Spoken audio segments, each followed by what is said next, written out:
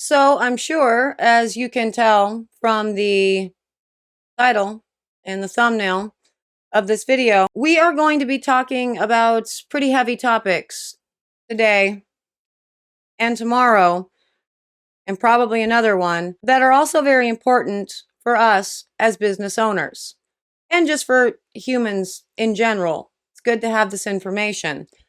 And with these very serious topics, we will be giving real life examples of this actually happening to members of our community, that community being the entire maker community.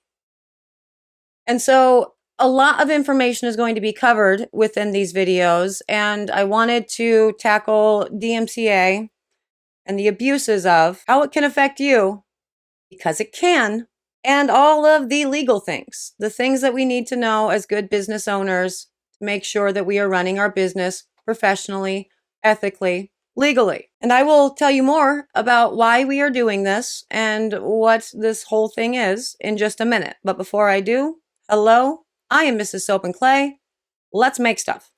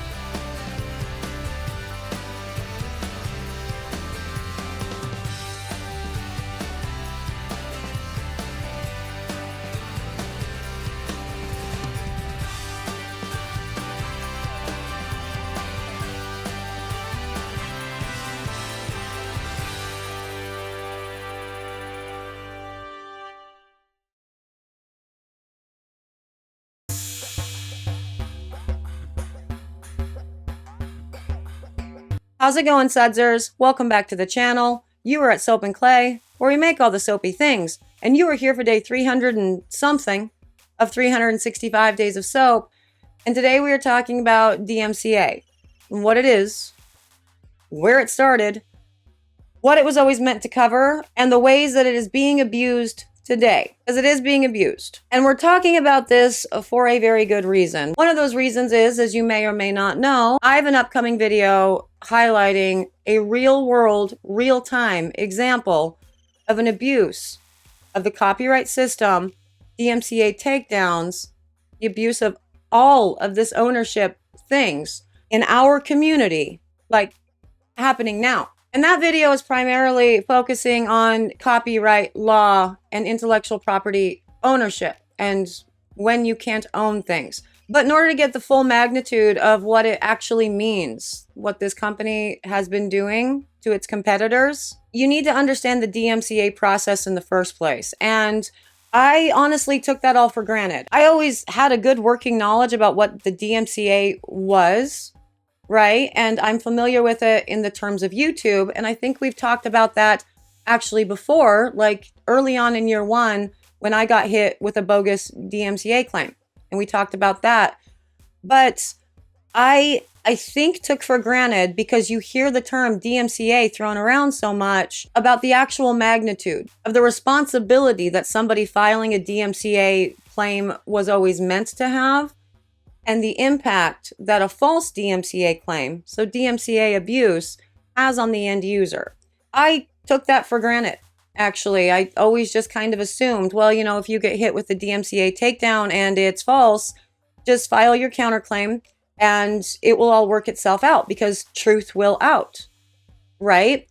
And with the actual structure of copyright law, that's true. Unfortunately, the creation of the DMCA came with loopholes that, when discovered, gave unscrupulous companies and individuals a weapon, a convenient weapon to use and wield however they see fit, be it to harass their competition, be it to silence our protected free speech rights, be it just because they don't like someone, with very minimal effort. And that's why it's problematic that the company we're discussing tomorrow has done what they have done.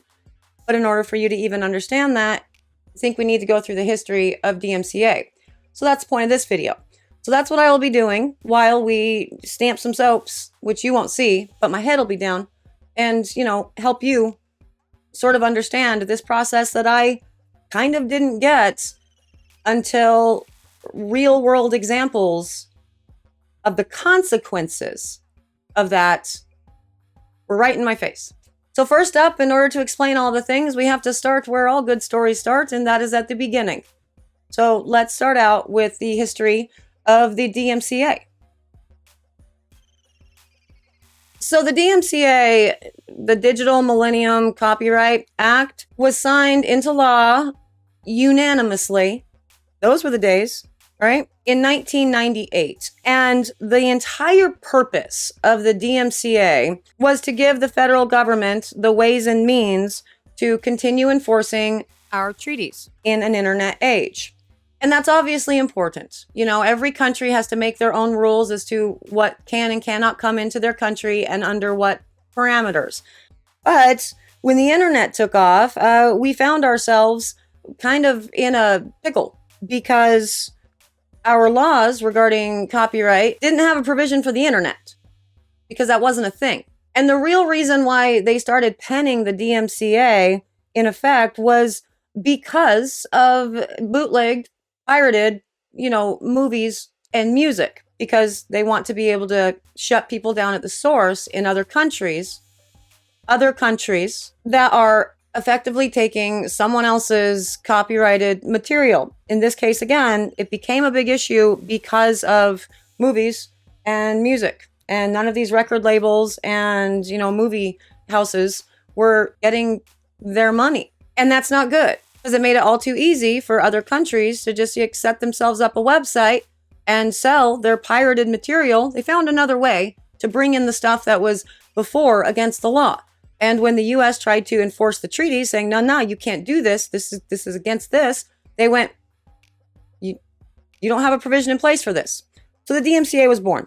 And again, unanimous approval with all of that. That happened in 1998, and it has been one of the very big thorns in the federal government's side ever since. They did not plan for or even think about the unforeseen consequences of this act, which was, again, basically built just to protect big record labels and movie companies from losing revenue to international sources. But as we've talked about many, many times during all of these deep dives on, everything that we've done deep dives on, when something can be exploited, someone will exploit it. And that's what we have found ourselves in ever since. It's been the exploitation of the DMCA laws that were meant to protect copyright holders by people who actually don't own a copyright on something because of the way that the law is built. Because what the DMCA did effectively created a workaround for our typical in the United States process for copyright law. And while that workaround was not intentional for, domestic copyright disputes, once people found the loopholes to this and realized that they could use this as a weapon against others, people started using it as a weapon against others, giving the alleged copyright holder essentially a convenient and easy way to claim ownership on something that they never have to prove they have ownership of. So they have no skin in that game. And that's problematic and matters a lot.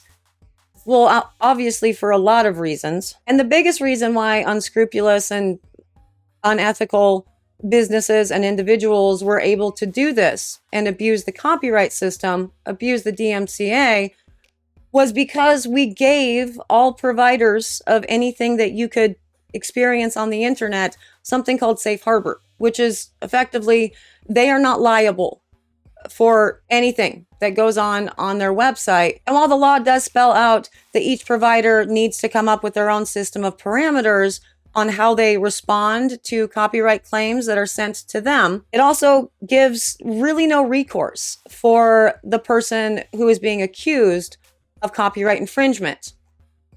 Because again, the idea is you're supposed to be following copyright law when you are dealing with a domestic case.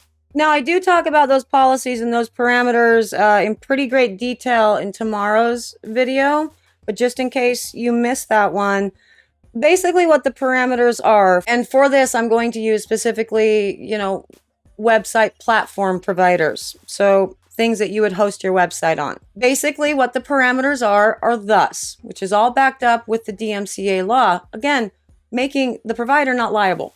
The claim comes in, and they then have to notify the person that the claim was filed against, that a claim had been filed, and give them a set of parameters as to how long they have to respond to this. The accused gets the notice that says somebody is claiming that you are using their copyrighted material. You have some options, and they have some options. They can either take it down immediately, or they can file a counter notice that says, no, I own this, or just saying, no, this is not yours. Go away. And then at that point, it goes back to the original accuser, and the accuser gets to sit with that for a period of days. And that is actually built into the DMCA law, but also places like YouTube weirdly have a different timeline for that. But it's basically 10 to 14 days. The accuser, the person who is the alleged copyright holder, has 10 to 14 days to either release the claim or file a lawsuit, in which case they have to prove that this belongs to them, in which case this all goes to the legal system. But the hang up with all of that, the real glitch, is that during that time that the alleged copyright owner has, that 10 to 14 days, the accused's entire website is taken down for these terms. So it's gone. You go to type in soapandclay.com, not found. Website not found. It's offline until either that time lapses or the original accuser releases the claim. Someone's website, in case of us dealing with small businesses, your means of money is gone. You have been just blipped off the internet. And the original copyright holder, the alleged copyright holder, had to prove nothing. They didn't have to show any documentation to the provider saying, I own this, outside of just saying, I own this. They have no skin in that game. And they can do whatever they want at that point. If it's a legitimate claim, they can file a lawsuit, which means that they then have to prove that in court, that they own it. If it's not a legitimate claim, they do nothing. They just ride out that clock and injure another business for 14 days. So effectively what the DMCA became very quickly was a way to treat business, an individual, whatever, as assumed guilty immediately, because they experience a penalty right away. And the information that they provide to the provider doesn't matter, because GoDaddy or SiteGround or whatever, or YouTube, they are not a judge. They are not a jury. They are not the judicial system.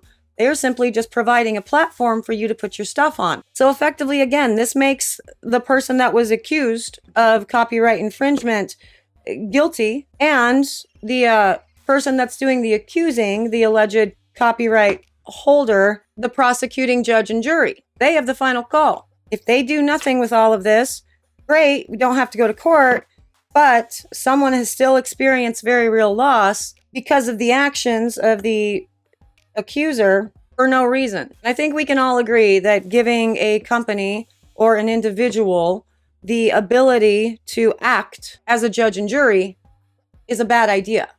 That's literally what the legal system is for. And that's what copyright law is originally in its actual form built around. This idea that the person that's claiming ownership on something has to have skin in the game in order to claim ownership in the first place. There's a whole lot of parameters that they have to follow in order to even send a cease and desist out saying, hey, you're using my stuff. DMCA allows them to completely circumvent that process. Again, I find that pretty problematic, because while we are going to give a real life example of this literally happening right now in our community, in the soap making and cosmetics making community, you can easily think of a situation wherein somebody has abused a system that was originally intended for good to really nefarious means. And we have loads of examples of this, right? Like just obviously outside of our community, you see content creators in the YouTube sphere issuing DMCA takedowns on videos because they don't like what somebody is saying about them, even though that something is true. You see Twitch streamers doing much of the same. You see there's a case in court right now. It's huge. It's like $7 million with a game developer and a game streamer because the game streamer issued some false DMCAs. I mean, another example of that is what we see in real time. Anytime there's a big public event going on, like i.e. the Johnny Depp trial, right? And the people that were testifying, if one camp or the other, so Camp Heard or Camp Depp, the fans didn't like what that person was saying, these business professionals that were just there to testify, in real time, we watched their websites get ratioed.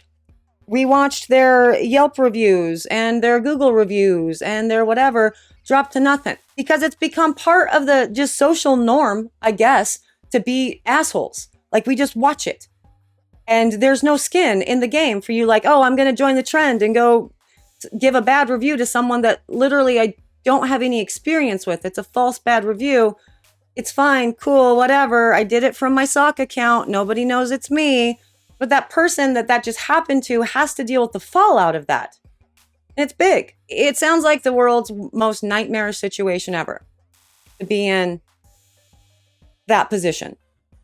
But, you know, those are all things that you're not, you know, involved in or whatever. You're not a Twitch streamer. You're not a YouTuber. You're not a big company that's trying to take down another big company. None of this involves you. Okay. Maybe we need a for instance that will actually drive the point home. Okay, so us as soap makers, and really everybody in the maker space, we all rely very heavily on the right to fair use, which is built into copyright law and was not specifically exempted in the DMCA. That's the problem that we'll get to. We all rely very heavily on fair use for everything that we do. Fair use effectively is your right for copyright law to take a piece of something, to draw inspiration from a piece of art, from a soap design, from whatever, a fun trending thing, take a piece of that, put your spin on it, make it your own, which also feathers into public domain, which we also use all of the time in our industry. When we are looking for pictures to put up on our blog posts, or we are designing our labels through Canva, or using fonts for our website or for our labels that are in public domain, which means they're all free to use. Anybody can use them. Anybody can make things from them. Anyone can profit from them, but they can never own them.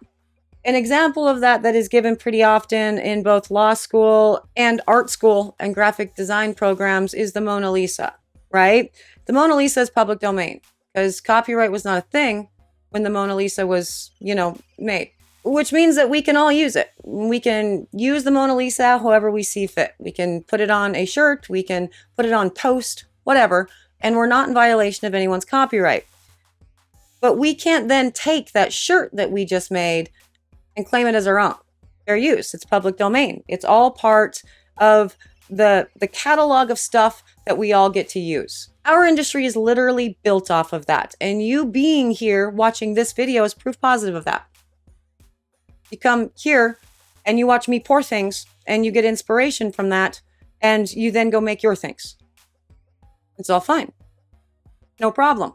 But a system like that is very much based on, first, a whole lot of trust in your other fellow makers, that you're all living in this, maker space and you're all living in that same spirit of inspiration and sharing and all the things. Because the entire house of cards comes crumbling down the second one of us building our businesses off of fair use decide to start trying to claim ownership over something that we don't realistically have ownership of. An example of that would be the mantra swirl, right? So this the mantra swirl. Tyler Durden. This has been in my line for like 8 years, right? I didn't make this design. No idea who made this design. Hold on. According to the Googles, as far back as 2009, it's being credited to one Nicole Benitez. The mantra swirl. She hasn't claimed ownership on this. In fact, she's in multiple challenges or whatever, explaining the process over the years and, allowing people to go ahead and do their version of the mantra swirl. Cool. But I've had this in my line for 8 years. And I can prove that with something as simple as a screenshot of my website showing the first time I put this bad boy online. So, if I were an unscrupulous business owner and just wanted to be mean, I could go and scour every single one of your websites looking for this. And if I find it, all I have to do, because the DMCA is a thing, is fill out a very quick little form with your website host saying, hey, this is mine. Here's a picture showing that I did it first. I mean, granted, I have to do that under penalty of perjury, so emphasis on the unscrupulous. And that web provider then starts its process for dealing with an alleged copyright infringement. And I go on about my day. Literally is that easy. Every single one of you selling a black, red, and white mantra swirl, and you haven't been selling it for as long as me, I could go take you down and move on with my life. Because that's the amount of skin you actually have in the game for things like this. That's it. You just file it and you're done. The person that just received this copyright infringement claim from their web provider, they just got hit with an email from their web provider saying, hey, you have 24 hours to do one of two things. You take it down or you file a counterclaim. If you file a counterclaim, your entire website goes offline for 10 to 14 days. And I'm just here bebopping through life, trying to claim ownership of something that I know I don't own. I can prove that I did it first. Now, granted, the person that I filed the copyright claim against can take me to court for damages. They can sue for those 10 to 14 days of lost income. They can sue for all of the pain and suffering that caused them in this thing because they were just existing on a Tuesday and got hit with this, and they don't feel like they're in violation of anything. And I certainly didn't have to prove that they were. They can sue for all of that, and it'll be expensive, and they'll get a result from the court months, years later. So during that time, you have to put the bill for a lawsuit. You lost 10 days of revenue. Your website provider probably has some stipulations in place for, putting you on a shit list because you've been hit with a copyright infringement. You've been accused of something, and you were found guilty right away. And really, your only recourse is long, expensive, and painful.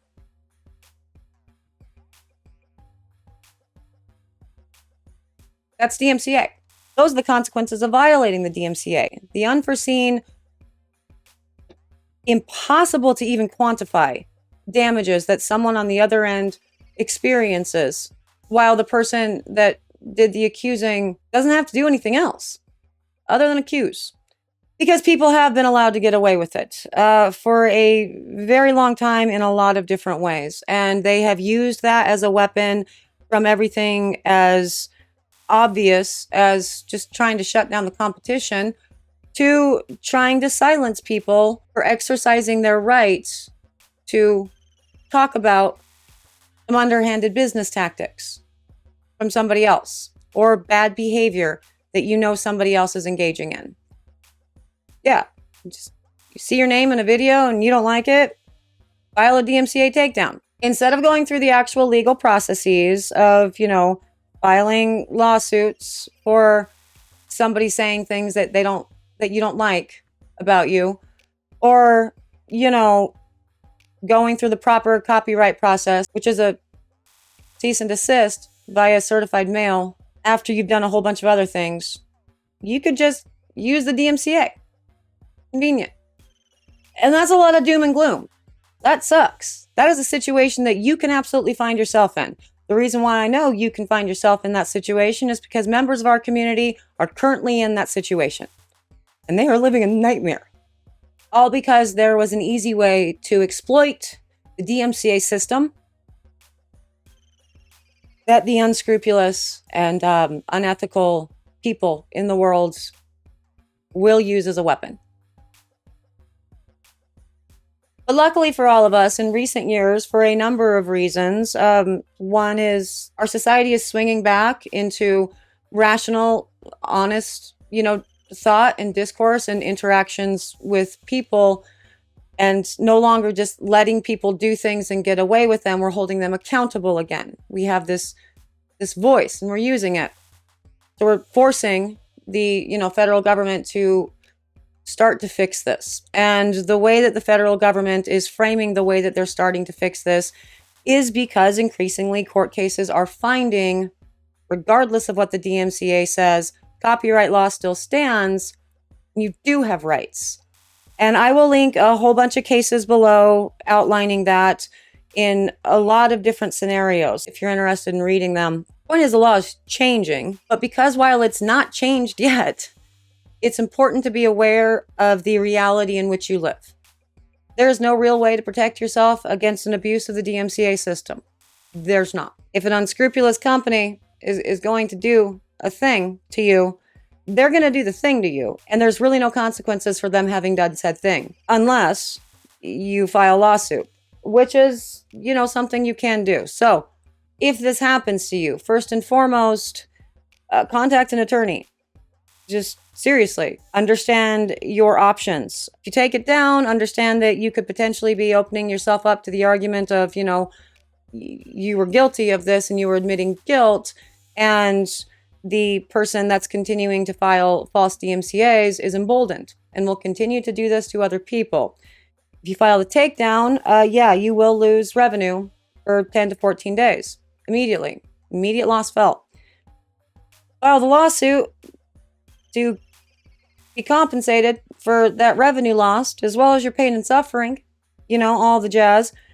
That will take a long time to work its way through the courts as well. And because we all come from wildly different walks of life and we are all in different places in regards to our business, I can't give a catch-all for which of those options you should do. I really can't. For me, if I were being hit with something like this, I would immediately file the counterclaim, take it on the chin that I have accepted the terms of service to be on this platform, and my site is going down for 10 to 14 days, and immediately file a lawsuit against the person that, did this to me. And so by the time that 10 to 14 days was up, they would already be served with papers.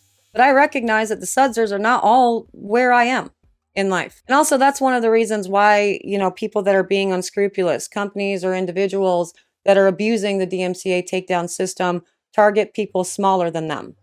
They are very much relying on the likelihood that that person doesn't have the ways or means to actually see this through to court.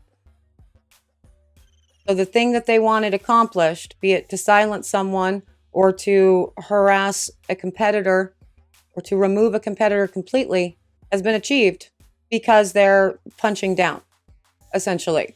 As far as the bigger picture, if it's happening, if you see it, if you know about it or whatever, and ways to change this for future people so it doesn't happen or hopefully will never happen to, any of us, be involved. Everybody's always given call to actions as far as, be politically involved or whatever, but be involved. If a law is bad and the law is bad and there's so many examples of a law being bad, activate. The more people bringing awareness to it, the more people lending their voices to the injustices of a bad law is how a law gets changed. But ultimately, there's not a single person in Washington, D.C. that will make an action unless they have to. So make the move. I am going to link a lot of information as far as, if you are interested in this specifically and ways that you can help the cause and really get that law shored up so we stop seeing the abuses in the domestic level.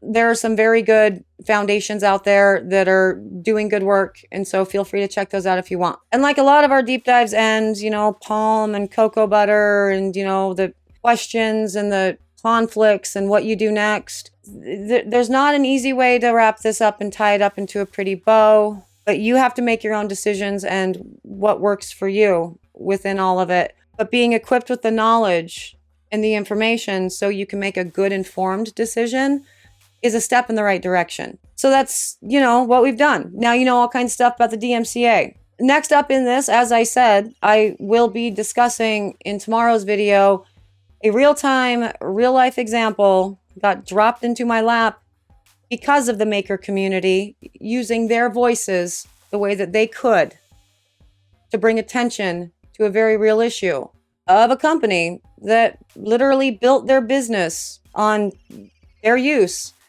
using public domain and then started filing takedown notices on others who were doing the exact same thing. So that's tomorrow. Look forward to that, I guess. It'll be a long one. But there it is. I hope you guys are having an awesome day. I appreciate you for being here and for, you know, listening. The community that we have here with the Sudzer community, I love, obviously because you're human and I love humans. Like, thank you for existing and breathing in and out and being a good person. But in addition to the being a good person bit, you guys are all thoughtful, rational people that can follow me down these really complex paths, get information along the way, and make the decisions that are ultimately going to be best for you and what falls within your life and your needs. So thank you for being that. The Sudzer community is amazing. Anyway, I'm out of here for today. I actually have to make sure that tomorrow's video is all ready to go and all the things. So thank you again for joining me for another round of 365 days of soap. I will see you all again tomorrow for, well, I mean, I had fun with this one actually. So let's call it more legal fun. Bye.